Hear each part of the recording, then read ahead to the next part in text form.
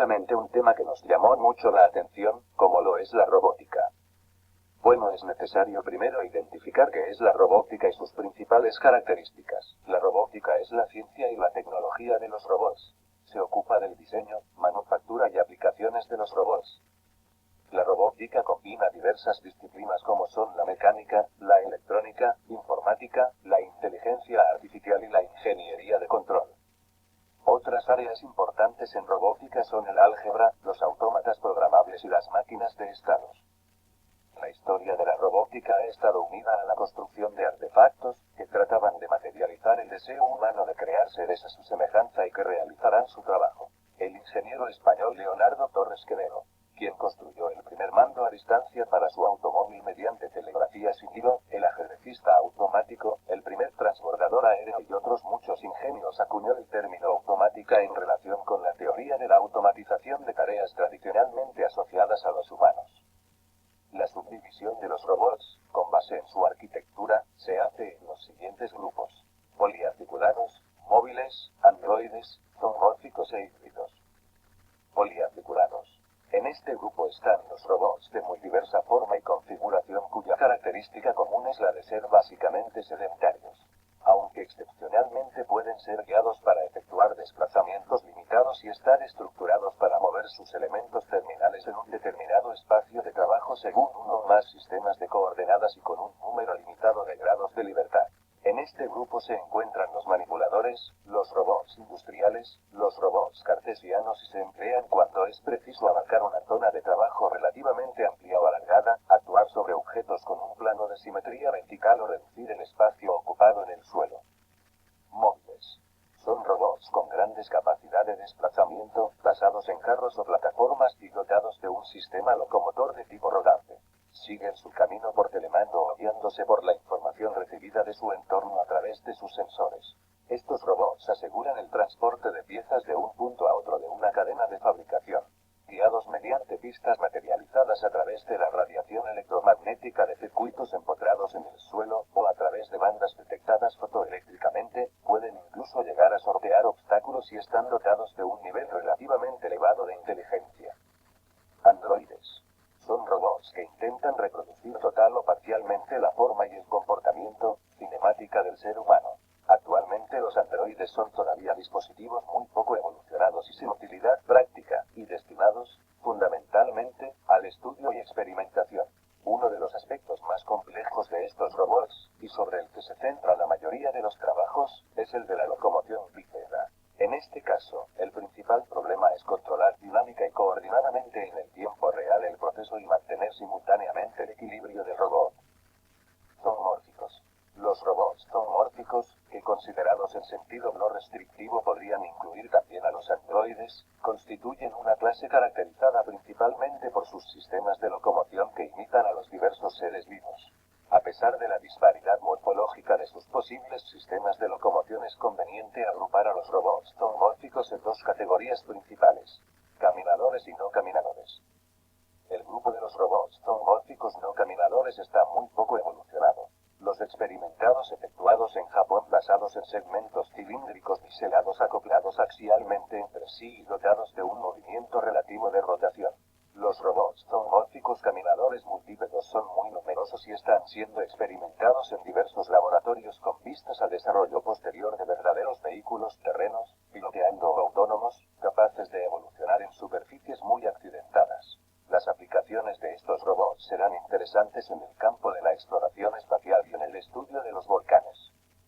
Y como último, los híbridos. Estos robots corresponden a aquellos de difícil clasificación cuya estructura se sitúa en combinación con alguna de las anteriores ya expuestas, bien sea por conjunción o por yuxtaposición. Por ejemplo, un dispositivo segmentado, articulado y con ruedas, es al mismo tiempo uno de los atributos de los robots móviles y de los robots zoomórficos. De igual forma pueden considerarse híbridos algunos robots formados por la yuxtaposición de un cuerpo formado por un carro móvil y de un brazo semejante al de los robots industriales. En parecida situación se encuentran algunos robots antropomorfos y que no pueden clasificarse ni como móviles ni como androides, tal es el caso de los robots personales. Ya conocimos un poco de la ciencia robótica, ahora veamos los... Hola chicos, Entonces, recordemos que la robótica es la rama de la tecnología que se dedica a crear y utilizar correctamente autómatas, bajo unas disciplinas como son la mecánica electrónica, la informática, la inteligencia artificial, inteligencia de control, el álgebra, autómatas programables, máquinas de estado. Su funcionamiento se da bajo las fases de un proceso que son fases de percepción en el entorno, proceso e interpretación de la información y ejecución de acción. Como tal también tenemos la definición de robot. Es una entidad virtual o mecánica artificial. En la práctica es un sistema electromecánico que ofrece la sensación de tener un propósito, bajo unos componentes como es el sistema mecánico y el sistema de control. El sistema mecánico pues está formado por una estructura de un conjunto de piezas unidas que se mueven gracias a los elementos mecánicos. El accionamiento del sistema mecánico puede ser neumático, hidráulico o electrónico.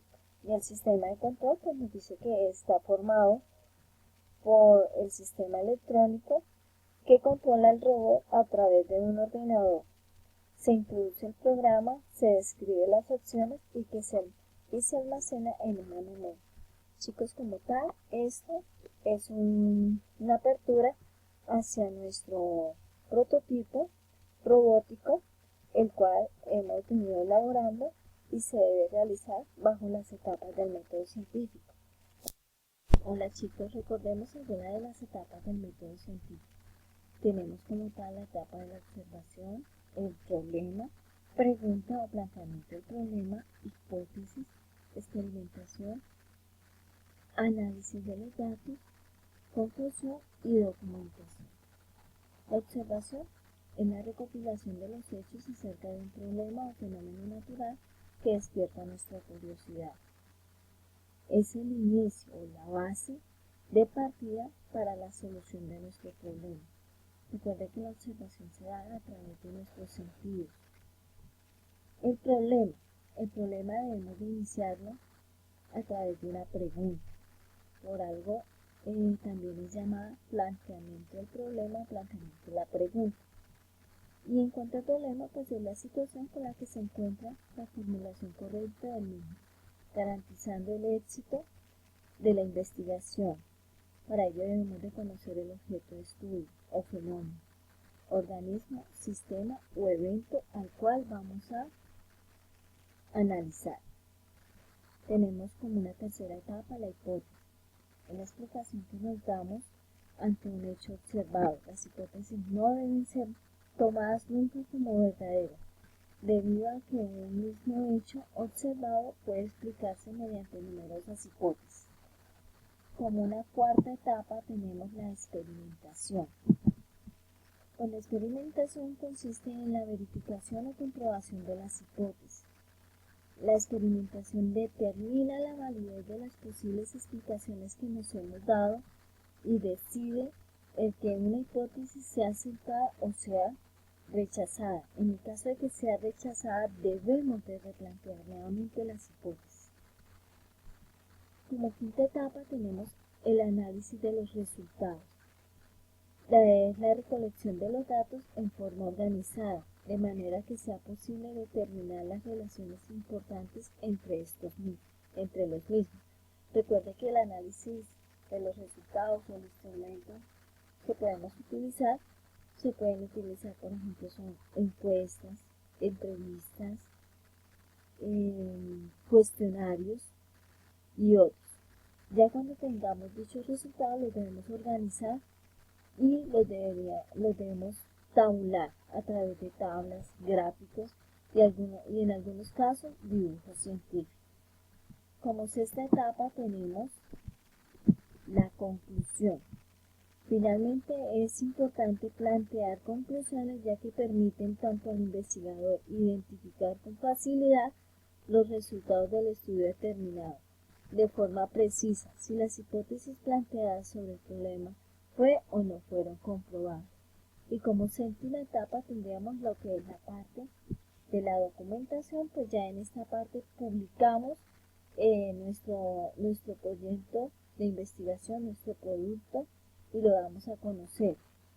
Bueno chicos, esto es todo por hoy y los espero en nuestro próximo encuentro en nuestra clase tripartita. Para ello deben de llevar unas fichas Lego, las cuales vamos a divertirnos en nuestra clase tripartita. Chao.